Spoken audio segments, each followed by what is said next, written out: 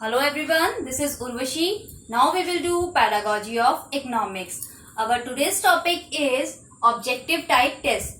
तो what is objective type test?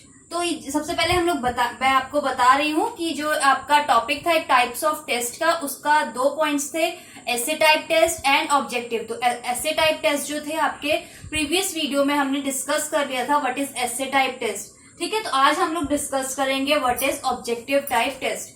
Objective type test क्या होता है? लाइक जैसे आप लोगों को भी पता होगा, एक 1 वर्ड में आंसर दे देना. ठीक है, इसमें अंदर क्या आ जाता है, एमसीक्यूज आ जाते हैं, ट्रू फॉल्स आ जाते हैं कि आपसे एक टीचर ने एक क्वेश्चन पूछा है, पुट किया है, आपने 1 वर्ड में या 1 लाइन में उसका आंसर दे देना है. ठीक है, और जो एग्जैक्ट मीनिंग होगा सीधा आंसर आपने वो देना. ये नहीं है कि आप कुछ भी डिफाइन कर रहे हो, कुछ भी आ रहे हो, ऐसा नहीं होता. ठीक है, इसे एक 1 वर्ड में हम आंसर दे देते हैं. So these tests are that has right and wrong answer, so can be marked objectively. It is generally called single word, phrase, number, letter. या कुछ भी एक सिंगल वर्ड में कह सकते हैं हम लोग, या फ्रेज में हम इसका आंसर आप टीचर को देते हैं. ठीक है, तो ऑब्जेक्टिव टाइप टेस्ट ये हो गया. आगे हम करते हैं इसकी कुछ एडवांटेजेस और डिसएडवांटेजेस करते हैं. और उससे पहले हम एक पॉइंट और है, types of objective test. Objective test के टाइप्स क्या हैं? इसका सबसे फर्स्ट पार्ट है हमारा recall type test. Recall type test. ठीक है, फर्स्ट हो गया recall and second one is recognition type test. Recognition type test. तो ये हमारे 2 टाइप्स के हैं ऑब्जेक्टिव टाइप टेस्ट के, जो मेनली टाइप्स हैं. किस तरह के 2 पार्ट्स में इस ऑब्जेक्टिव टाइप टेस्ट को डिवाइड कर देते हैं. तो first one is recall. Recall में आ जाता है आपका सिंपल, एक सिंपल या सेंटेंस कंप्लीशन. सिंपल टेस्ट आ जाएगा, आपको एक फिलअप दे दिया जाएगा मान लीजिए. ठीक है, या फिर आपको एक लाइन दे दी जाएगी, उसमें आपने एक वर्ड ओमिटेड वर्ड है, आपको वो फिल करना है कि इसमें क्या चीज आएगी.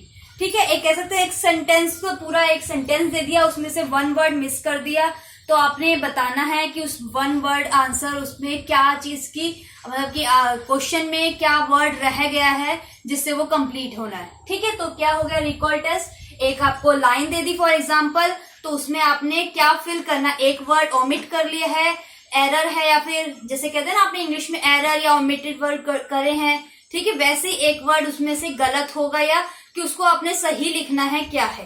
ठीक है, और नेक्स्ट आता है रिकॉग्निशन टाइप टेस्ट. इसमें क्या आ जाते हैं, आपके एमसीक्यूज आ जाते हैं, true false, match the following या फिलअप्स, जो होते हैं आपके 1 वर्ड आंसर, जो आपकी बुक्स में लास्ट में एक्सरसाइज आप लोगों ने देखी होगी ना, जो आपके एग्जाम्स में या आपकी बुक्स में एक्सरसाइज दे देती है 1 वर्ड आंसर या ऑब्जेक्टिव टाइप या एमसीक्यूज जो होते हैं ना, वो किस में आ जाते हैं, हमारा रिकॉग्निशन टाइप टेस्ट में. तो ये हो गए टाइप्स ऑफ ऑब्जेक्टिव टेस्ट.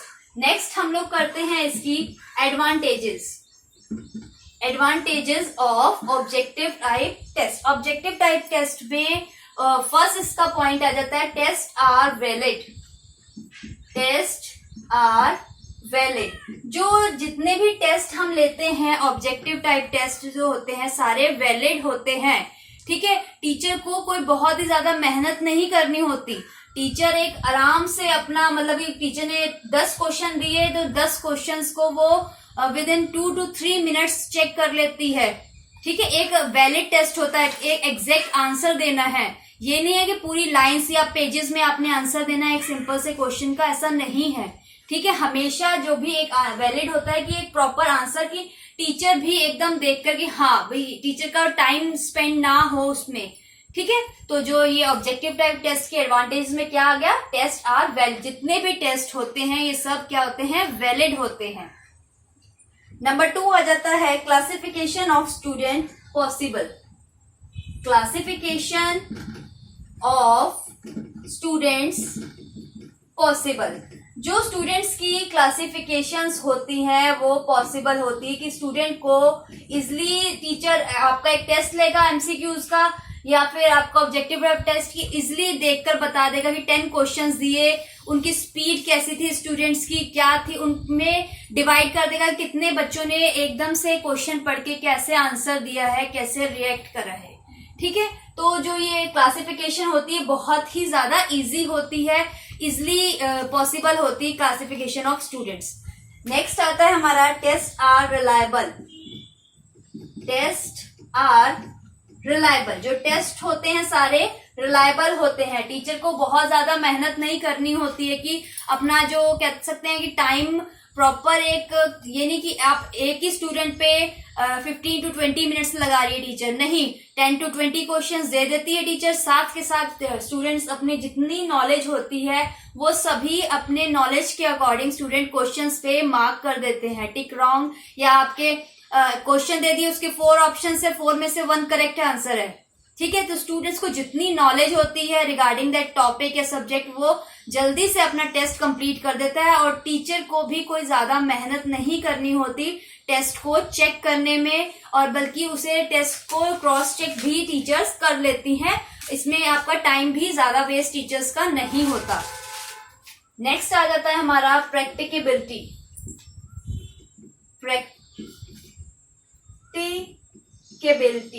प्रैक्टिकेबिलिटी मतलब ये प्रैक्टिकल नहीं होता है कि आपको थॉरली पूछ लिया बस आंसर दे दिया, ऐसा नहीं रहता है। टीचर्स के लिए और स्टूडेंट्स के लिए, दोनों के लिए ये प्रैक्टिकल है, मतलब कि बहुत ही ज्यादा इसमें स्टूडेंट्स का, टीचर का टाइम नहीं लगता है। स्टूडेंट की नॉलेज विद इन सेकेंड्स या विद इन मिनट्स काउंट कह सकते हैं, कैलकुलेट की जाती, इवेल्युएट स्टूडेंट को किया जा सकता है थ्रू दीज क्वेश्चंस। ठीक है, नेक्स्ट आ जाता है no place for irrelevant factors. No place for irrelevant factor, कोई भी इररेलेवेंट फैक्टर्स के रिगार्डिंग कोई भी प्लेस नहीं होता। कि स्टूडेंट, ये नहीं है कि फॉर आपको 1 वर्ड का आंसर देना है क्वेश्चंस का, बट स्टूडेंट्स उसे 1 पेज में या 5 to 10 लाइन्स में आंसर दे रहे हैं, ऐसा नहीं होता। ठीक है, इसमें एक मतलब आपको सिंपली 1 वर्ड में 1 लाइन में आंसर देना है, या कुछ वर्ड्स में 2 to 3 वर्ड्स कई बार हो जाते हैं कि 2 to 3 वर्ड्स में आपने आंसर दे देना है इसका। ठीक है, कोई भी इररिलेवेंट फैक्टर की बहुत बड़ा लेना है, ऐसे लिखना है, ऐसा कभी भी नहीं होता है इसमें। तो ये हमारे कुछ एडवांटेजेस हो गए इसके। एक और भी है। नेक्स्ट है no language difficulty. 6th point है हमारा नो लैंग्वेज डिफिकल्टी। लैंग्वेज की कोई भी डिफिकल्टी नहीं होती है। स्टूडेंट को, आप लोगों ने खुद भी देखा होगा, स्टूडेंट्स के मीडियम के अकॉर्डिंग, क्या उसका मीडियम है, इंग्लिश मीडियम का है स्टूडेंट या हिंदी मीडियम का है, दोनों फॉर्म में आपके ऑब्जेक्टिव टाइप टेस्ट आपको मिलते हैं। ऑब्जेक्टिव हो या ऐसे टाइप हो, जो स्टूडेंट्स का मीडियम होता है उसी के अकॉर्डिंग आपको एग्जामिनेशन में, एग्जाम में क्वेश्चंस गिवन होते हैं। तो कोई लैंग्वेज की प्रॉब्लम नहीं होती है, स्टूडेंट ने खाली मार्क करना है आंसर को। कोई ये नहीं कि बहुत बड़ा पैराग्राफ में लिखना है, समझ नहीं आ रहा है लैंग्वेज, कैसी लैंग्वेज यूज करें, कैसे लिखें, कोई वर्ड्स टिपिकल है तो कैसे लिखें। आपको सिंपली एक क्वेश्चन देकर उसके 4 ऑप्शंस दे दिए जाते हैं। 4 ऑप्शंस में से आपको जो आपको करेक्ट लगता है उसे आपने टिक मार्क कर देता है। ठीक है, तो एंड नेक्स्ट आ जाता है हमारा लेस टायरिंग। बहुत ज्यादा मेहनत नहीं लगती इन क्वेश्चंस को आंसर देने में।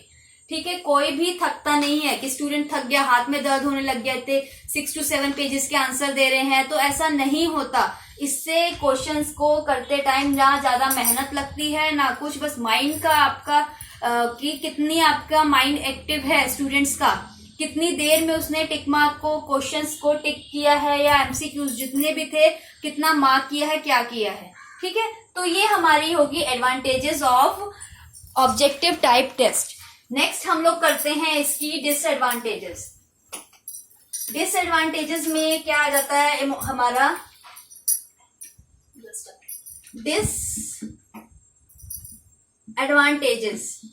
डिसएडवांटेजेस में कि कोई भी चीज में अच्छी चीजें हैं तो उसकी अंदर कोई कमी भी उसकी हमेशा ही रहती है। तो उसका क्या मतलब, डिसएडवांटेजेस भी इस टॉपिक की हमारी हैं। तो सबसे पहले आ जाता है हमारा ignore higher level mental process.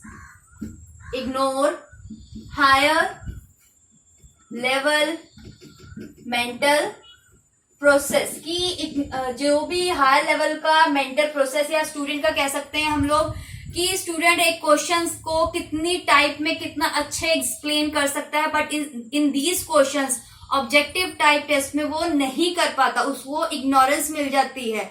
एक मान लीजिए आपकी टीचर ने क्वेश्चन दिया what are the types of economics, या फिर there are 2 types of economics, ठीक है, तो आंसर दे दिया 1 2 3 4 या how many types of economics. आपका क्वेश्चन है 1 2 3 4, तो स्टूडेंट को जितने टाइप का होता है वो टिक मार्क कर देता है। बट अगर हमारा ऐसे टाइप क्वेश्चंस होता है वो एक्सप्लेन करता है कि कितने टाइप का होता है, ये 2 टाइप का होता है, 3 टाइप का होता है, उसके पार्ट्स क्या है, उसके सब पार्ट्स, एडवांटेज है। तो ये जो मेंटल प्रोसेस है, स्टूडेंट को जितनी नॉलेज आती है वो उसकी सारी नॉलेज होता है इग्नोर कर दी जाती है इन दीज क्वेश्चंस में। खाली आपको 1 वर्ड में आंसर देना होता है। नेक्स्ट आता है difficult to frame questions. Difficult to frame questions, questions को फ्रेम करने के लिए, लिखने के लिए, या एग्जाम में कह सकते हैं हमको कि कैसे एग्जाम हमारा पेपर हमने सेट करना है, वो बहुत ही डिफिकल्ट हो जाता है कि आप स्टूडेंट की नॉलेज होल सेशन में उसका पूरे मतलब कह सकते हैं पूरे सिलेबस में से 30 to 40 क्वेश्चंस निकालना 1 वर्ड के बहुत ही डिफिकल्ट होता है किसी भी टीचर के लिए, या आगे आप भी ऐसे पेपर सेट करेंगे आप लोगों को भी पता चलेगा कि भाई एक पूरे सिलेबस में से एमसीक्यूज निकालना कितना टिपिकल है, और वो भी इम्पोर्टेंट, कि जिससे स्टूडेंट की ओवरऑल नॉलेज का पता चले। ठीक है, तो एक ये बहुत ही डिफिकल्ट होता है क्वेश्चंस को फ्रेम करना, क्वेश्चंस को सेट करना पेपर के लिए। ठीक है, नेक्स्ट है more scope for unfair means. More scope for unfair means, unfair means को बहुत ज्यादा स्कोप मिल जाता है।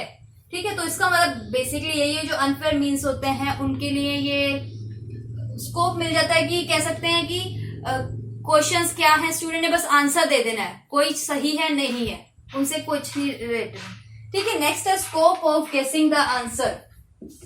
स्कोप ऑफ गेसिंग द आंसर, स्टूडेंट्स को कई बार क्या होता है कि पता नहीं रहता है कि आंसर क्या है, तो वो गेस करके कुछ भी ABCD 1 2 3 4 ऐसे करके आइस बंद करके, कई बार आप लोगों ने भी ऐसे किया होगा जिस आंसर आपको 4 ऑप्शंस दे दिए गए हैं बट आपको आंसर नहीं पता, तो उसमें क्या होता है स्टूडेंट गेस करके कुछ भी आंसर देता है। स्टूडेंट की गेसिंग पावर इसमें तेज हो जाती है in these type of question, कि गेस करा ABCD, इसमें से A सही है, नेक्स्ट का D सही है, तो ये ऐसा हो जाता है in these type of questions में। नेक्स्ट है हमारा कॉस्टली।